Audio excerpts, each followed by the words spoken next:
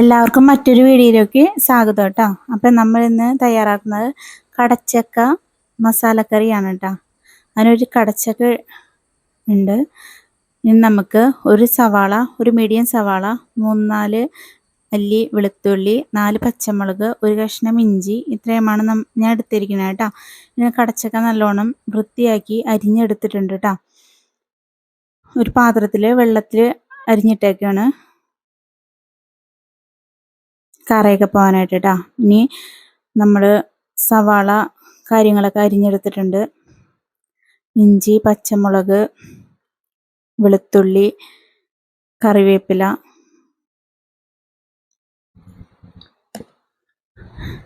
എല്ലാം റെഡിയാക്കി എടുത്തിട്ടുണ്ട്.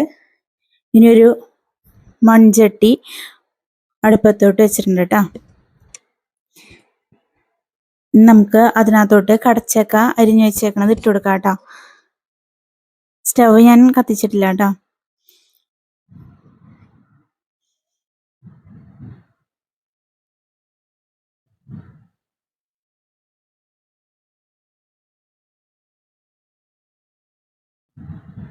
കറ പിടിക്കാതിരിക്കാനാണ് നമ്മൾ വെള്ളത്തിൽ അരിഞ്ഞിടുന്നത് കേട്ടോ.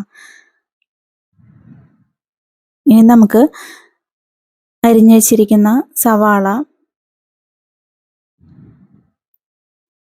ഇഞ്ചി, പച്ചമുളക്, കറിവേപ്പില എല്ലാം തന്നെ നമുക്ക് ഇട്ട് കൊടുക്കാം കേട്ടോ. നമ്മൾ സെറ്റാക്കി വെച്ചിരിക്കുന്ന എല്ലാം നമുക്ക് ഇട്ട് കൊടുക്കാം.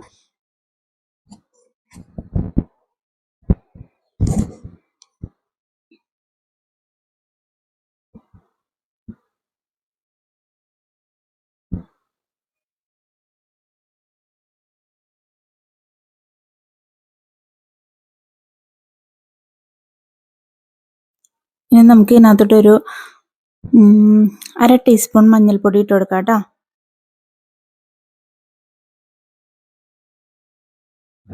ആവശ്യത്തിന് ഉപ്പും. ഇനി നമുക്ക് ഇതിനകത്തോട്ട് ആവശ്യത്തിനുള്ള വെള്ളം ഒഴിച്ചു കൊടുക്കാം കേട്ടോ. കടച്ചക്ക ഒന്ന് മുങ്ങിക്കിടക്കണം, ആ രീതിക്ക് വെള്ളം ഒഴിച്ചു കൊടുക്കണം. നമുക്കിതൊന്ന് ഇളക്കി യോജിപ്പിച്ച് കൊടുക്കണം കേട്ടോ.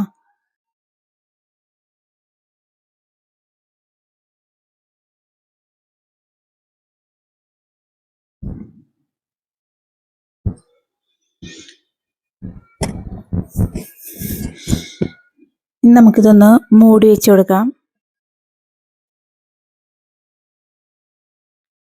ഇടയ്ക്ക് തുറന്നു നോക്കിയപ്പോൾ നല്ലോണം തിളച്ച് വന്നിട്ടുണ്ടായിരുന്നു കേട്ടോ. നമുക്കിതൊന്നും കൂടി ഒന്ന് ഇളക്കി കൊടുക്കാം.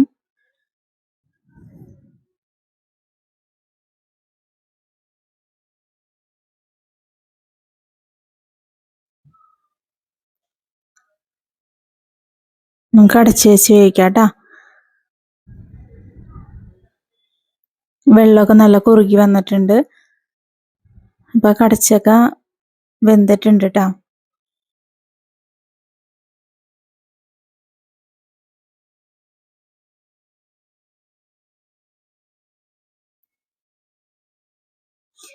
ഇനി നമുക്ക് ഇത് താളിച്ചെടുക്കാം കേട്ടോ. അതിന് വേണ്ടിയിട്ട് ഞാനൊരു പാൻ അടുപ്പത്ത് വെച്ചിട്ടുണ്ട്, അപ്പച്ചട്ടി വെച്ചിട്ടുണ്ട്. ഇനി ചൂടായി വരട്ടെ.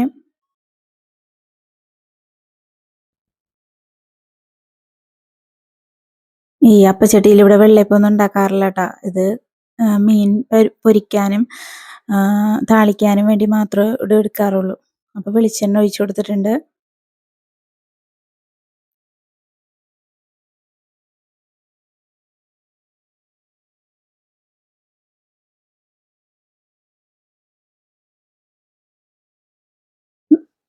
ചൂടായി വന്നപ്പോൾ കടുകിട്ട് കൊടുത്തിട്ടുണ്ട് കേട്ടോ.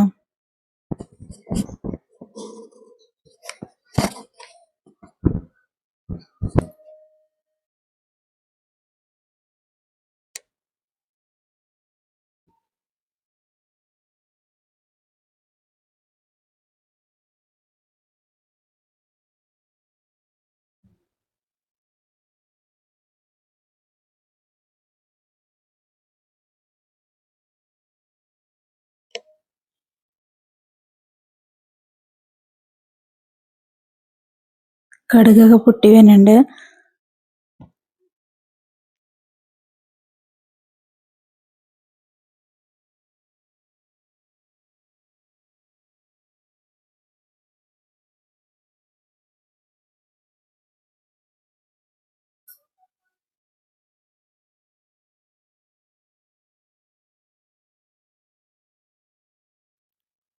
കടുക് പൊട്ടി കഴിഞ്ഞിട്ടുണ്ട്. നമുക്കിനി കറിവേപ്പില ചേർത്ത് കൊടുക്കാം കേട്ടോ.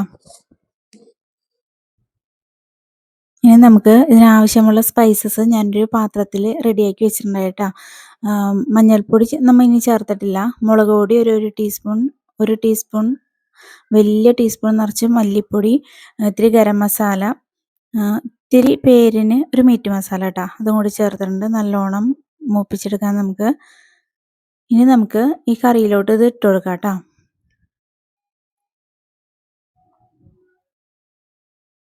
കുറച്ച് കറി ഈ ചട്ടീനകത്തോട്ട് തന്നെ കോരി ഒഴിച്ച് ചട്ടിയിലെ അരപ്പെല്ലാം കംപ്ലീറ്റ് ആയിട്ട് കറിയിലോട്ട് ചേർത്ത് കൊടുക്കണ്ട കേട്ടോ.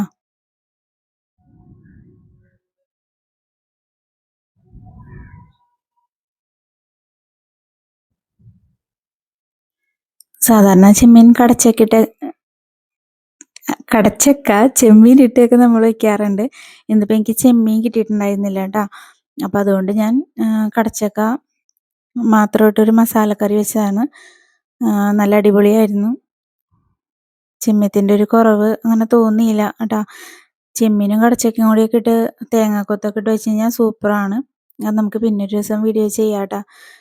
ഈ കടച്ചക്കയ്ക്കൊന്നും ഒരു ഡിമാൻഡും ഉണ്ടായിരുന്നില്ല ആൾക്കാർക്ക്. ഇപ്പോൾ കടച്ചക്കയ്ക്ക് വരെ നല്ല അത്യാവശ്യം വിലയാണ്. ഒരു കടച്ചക്ക 100 രൂപ കൊടുത്താണ് വാങ്ങിയത്. അപ്പം അതിരുന്ന് ചീത്തയായി പോകേണ്ട, ചെമ്മീൻ കിട്ടുന്നവരെ വെച്ചിരുന്ന് ചീത്തയാക്കി കളയണ്ടെന്ന് എഴുതിയിട്ട് ഞാൻ വേഗം മസാലക്കറി വെച്ചതാട്ടാ.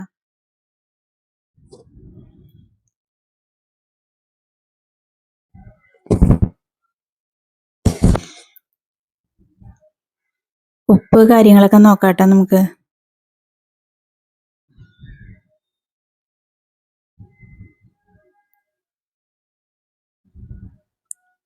ഉപ്പ് കുറവുണ്ടെങ്കിൽ നമുക്ക് ചേർത്ത് കൊടുക്കാം. അപ്പോൾ എനിക്ക് ഇതിനകത്ത് ഇത്തിരി ഉപ്പ് കുറവായിട്ട് തോന്നിയിട്ട് അപ്പം ഞാൻ ഇത്തിരി ചേർത്ത് കൊടുക്കുന്നുണ്ട്.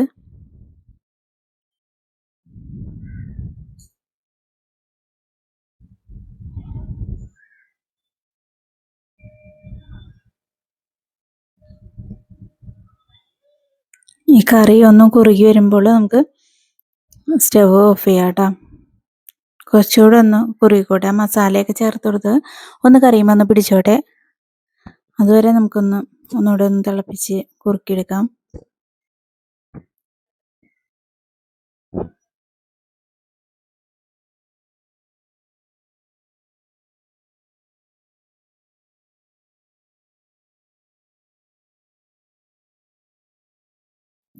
ഏകദേശമൊക്കെ ഒന്ന് ആയിട്ടുണ്ട് കേട്ടോ.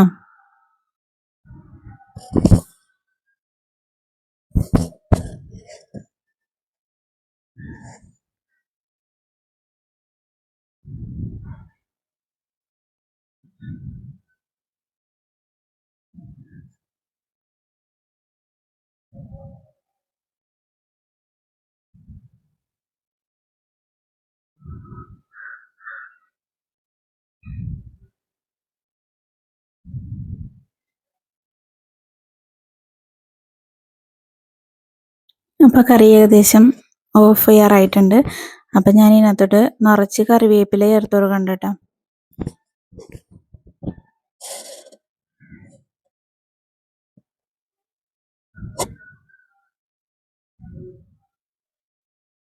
അപ്പോൾ ഇത്രേ ഉള്ളൂ. വീഡിയോ ഇഷ്ടപ്പെട്ട എല്ലാവരും ലൈക്ക് ചെയ്യണം, സബ്സ്ക്രൈബ് ചെയ്യണം. താങ്ക്